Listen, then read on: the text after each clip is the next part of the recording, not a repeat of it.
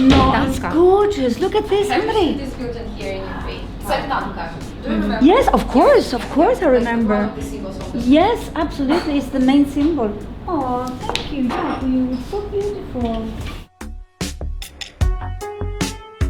Дуже рада бачити вас на Сумщині, не дивлячись на те, що ви сьогодні із величезними пригодами до нас дістались через блокпост і через усі ці перипетії. Пояснюю, Карен – це та людина, яка зробила все, щоб у нас на Сумщині з'явилось мобільне містечко для внутрішньо переміщених осіб. Карен вже не працює у Червоному Хресті, але вона сьогодні знов на Сумщині. Карен, чого ви сьогодні знов на Сумщині? Що вас сюди привело? Many people ask me that question, family and friends, and also people in Ukraine. To be quite honest, I miss Ukraine so much. I miss the people, I miss the countryside, I missed Kiev, I missed feeling this warmth that I always felt in Ukraine. За ким найбільше скучала на Сумщині? Oh, that's a leading question, madam. Of course, my friends from Sume, of course. One person, you. Him. No. Карен, хочеться містечко побачити? З тих пір, як ви були останній раз у Сумах, воно було на якому рівні? Яким ви його бачили останній раз? Of course I do. I remember it like it was yesterday, because we were here with the Swedish embassy and the Sida representatives. And we had the groundbreaking ceremony, and we went over to the site, and we were, digging for the time capsule. Voila! And it was the most fantastic visit, and they had started with the foundations. They had started diggings for some of the foundations, but nothing was above ground yet. А що ви думаєте, що сьогодні ви там побачите? Okay, I have been sneaking and seen some photographs, but only of the two buildings, which were the first two. I have not seen pictures of the rest, so that's the big surprise. I have to say I am mostly impressed by the speed of the construction. I was not sure it would be possible within that time frame for many reasons. One, because of materials. Maybe there would be a lack of materials, and also because of the workers. Maybe they would have been conscripted to the war and would not be allowed to work. So I'm really grateful and happy to see that it went so well for the two first buildings. Ви запитуєте у своїх колег, як просувається та робота, яку ви починали, і постійно слідкуєте за нею, чи цього немає зараз? I do, because my heart is still here, And I'm always worried. I'm following the news every day, from Sume, every day I follow the news. And when I see something very bad, I'm going, oh my goodness. So I'm all the time following the news. And Mikita, he sent me pictures in April of the start of the construction, and then he sent me pictures in June. He was very proud, so I was very happy to see. I only knew about the two new buildings after I came to Ukraine. I didn't know about that before. That was a nice surprise. Ну і повернемося назад до того, коли ви вперше почули цю ідею. От ви приїхали із місією, очолили представництво Шведського Червоного Хреста в Україні. Коли вперше ви почули ідею про будівництво цього мобільного містечка у Сумах, і як ви її сприйняли? The first time I heard about this idea was in Poltava in the spring of 2023. We had, together with some colleagues from headquarters in Kiev, we had planned to come to Sume because the Swedish Red Cross had signed an overall partnership agreement with URCS, and the idea was to meet with the Sumy branch to decide on the details on the budget. Because of the security situation, we could not come to Sume, so we all came to Poltava. This was the first time I met the team. And to our big surprise, Sergei, the construction engineer, came with big drawings and plans and pictures and ideas.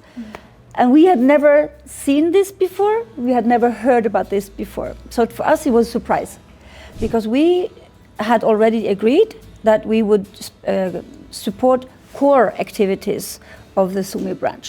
Mobile health units, home-based care, ERU, etc. So to us this was a big surprise. Наскільки важко було далі працювати з цим проєктом? Адже я знаю, що ви потім підключили ще і урядове агентство Sida до цього всього, і дуже старалися, щоб це містечко таки з'явилось у нас. We all thought it was a risky project. To build a new building 30 kilometers from the Russian border was by everybody considered a risky project. However, when we saw the drawings, when we saw all the plans and all the planning which had been done already, we understood how important this was to the regional office. We looked at the money we had, and there was some money which had been put aside for another project in Kiev.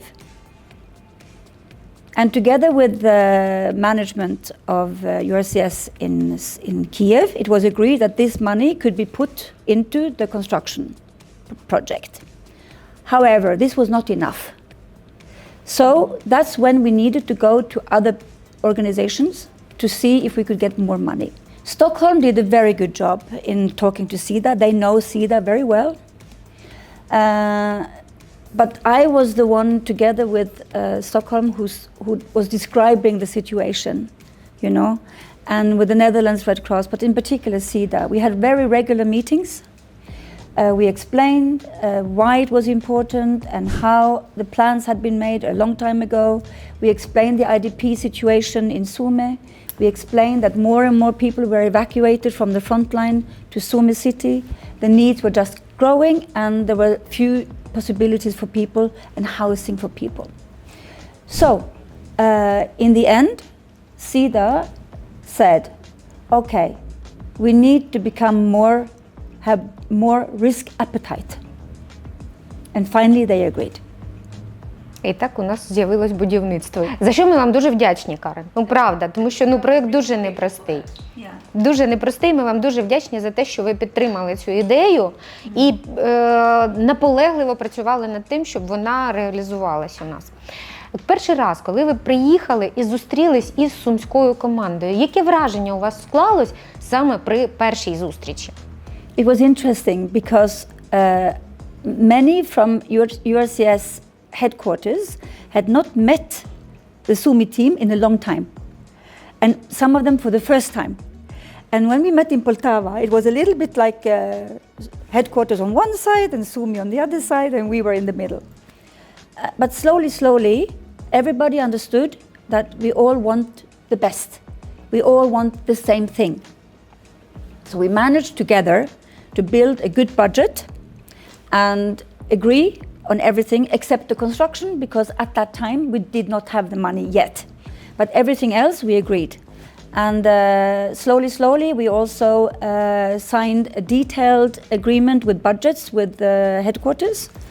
And we have regularly updated those budgets because we added more activities, because ICSC was taking out some activities like livelihoods, MHPSS and some others, mobile health units. So we then agreed that we could add more to those. And the needs are so big. You can throw a stone and you find a need.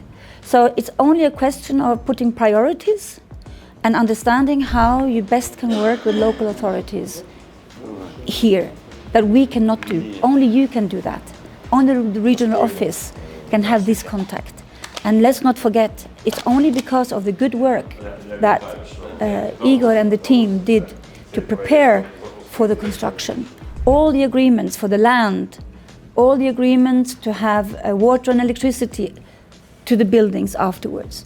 The agreement that URCS would also be part of selection of IDPs to be staying in the apartments. All that is only because the local authorities and the military authorities, they trusted the URCS and believed in them.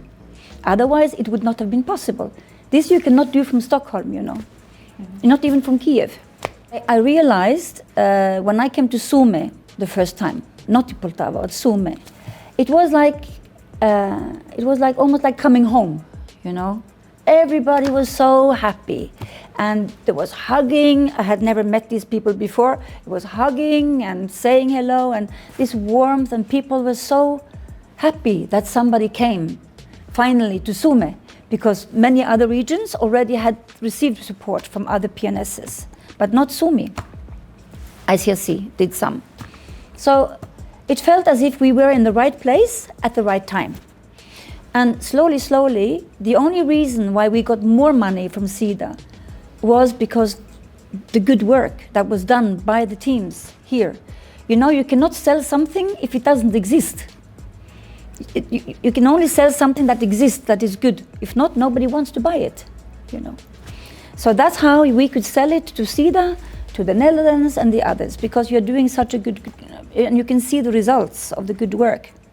Ви побачили різницю, і як ви охарактеризуєте загалом цю різницю, от коли ви перший раз зустрілись з командою, і коли ви вже прощалися з командою?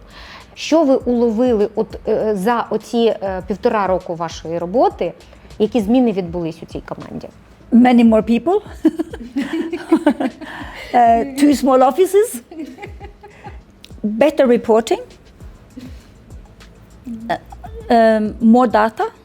I think a better understanding from you to understand the international funding and how things are working for us who are in a way in the middle. I think you understand that better now than maybe you did at the start. Які рекомендації, коли ви йшли з цієї посади, ви, можливо, надавали своїм колегам, які тепер на цих посадах працюють? Даніелю, Маркусу, що передали, які свої знання, які ви дізнались під час своєї роботи саме на Сумщині? I gave very detailed handover notes. I was also lucky enough that Daniel could come here with me to Sume. That was a big advantage. Because if not, he could not have felt this family feeling, you know, this good relationship we had with the Sume branch. I think one thing is reading, another thing is seeing and experiencing. So I think that was the best thing, was that he was actually able to come here and see how we were working together. I think that was the best handover I could give. Because that gave a very good understanding of how we work. You know, we can laugh, but we can also be serious. Карен, ну і особисто про вас. Ви пройшли дуже довгий шлях у Червоному Хресті. Ну, по-перше, чому ви прийняли таке рішення загалом служити місії Червоного Хреста? My mother was a Red Cross volunteer, and I was 17 years in the oil and gas business, but I always wanted to do something else. So in the end, I contacted the Red Cross in Oslo, Norwegian Red Cross, and they said, when can you start, almost, because I spoke French and they wanted someone to go out with ICRC. My colleagues in the oil and gas business, they were saying, are you crazy? You don't even know which country you're going to. And the salary will go down, insurance will be bad, working conditions, they didn't understand. But to me, I was 40 years old, and if I wanted to change something, this was the time to change. And I went for 1 year, and that was, how many years? 27 years ago. So I never regretted taking this choice. I have lived in 16 countries in my life, 13 years for humanitarian work. Different contexts, sometimes natural disasters, sometimes post-war, sometimes war, like here. Each context is different, but also quite similar. And what I always have appreciated is the Red Cross is really a family. You know, you recognize the same kind of passion, the volunteers, you know, the work they're doing. If you go to Congo, if you go to Sudan, well, maybe not Sudan, but many other countries, it was very much the same. This feeling of wanting to help, you know, and for many it is the only thing that gets them up in the morning. They're living in very harsh conditions, and the only thing they have maybe is they can walk with Red Cross messages, or they can bicycle with messages on yellow fever, spreading the information. And this is what they do. And it gives them purpose in life. And this is the same in all the countries that I have been. And this is what I feel here today. I was today in Romney, and Katja, who said hello and stayed with me. 3 years she's been a volunteer. She's studying for a master's, but she prefers to continue being a volunteer. Once a Red Crosser, always a Red Crosser. Карен, де було найважче? Here, В Україні? in Ukraine. The hardest day, I think, was the day when the children's hospital was bombed. It was very close to the office, and we did not even have time to go to shelter. So we were sitting in the staircase, still working, but we could hear the bombs, and afterwards when we saw the devastation of the children's hospital, that was very close, Що ви запам'ятаєте найбільше про Україну в контексті цієї війни? Які спогади ви постійно возите з собою саме про роботу в Україні? It is such an unusual context. You have an ongoing war, you have the front line, and then you have the rest of the country. It's two different worlds, and it's going on in parallel. So people are going to school, they're going to their jobs, they are driving, they are drinking coffee, and then suddenly the alarms go, and most of the time people just continue. They don't even look at the sky or anything, except during the night. Then of course it's different. But I think it is the contrast that one country can have two such different situations. That is very unusual. That's one thing. Another thing that always will remain with me is the fact that this war is affecting people at all levels. Everybody, in some way or another, is impacted by this war. Either because they have a loved one who is fighting, or loved ones who have left the country, or lost their house, or their jobs, or a leg, or an arm. And everybody has lost something. And I think the consequences are going to be lasting a long time, unfortunately. Яким ви бачите майбутнє України? От ви сьогодні повернулися знову в Україну. Значить, ви не боялись приїхати в Суми. А що ви думаєте про майбутнє і Сумщини в тому числі в Україні? At the beginning, we thought the war would be over soon. But the longer it lasts, I think the more difficult it is to end it. I am afraid it will be a protracted war that maybe will last to, I don't know, end of 20, I don't know how long. But I don't think it will stop tomorrow, unfortunately. I don't think so. The aggressors are continuing, then they are increasing the attacks. They're not lessening, they are increasing. They're spreading more and more lies, I can feel that in Ukraine now people are more tired. It's normal. It's more than 3 years, and it's normal that people are tired. I don't understand how you manage even with everything that is going on. I don't understand how you can still work as much as you do. It's amazing. For me, it's really incredible. And people are talking about resilience, that Ukrainians are so resilient. But the word resilient, it's okay, but I prefer strength, I prefer the word strength. You have an incredible strength in this country. Maybe because you're quite stubborn, Карен, ви наш великий друг, ми вас дуже раді бачити на Сумщині, дуже раді бачити. І я сподіваюся, що добудується це містечко і ви приїдете до нас іще раз. Thank you so much. And I came back again because I do love you so much, all of you. And I will come again.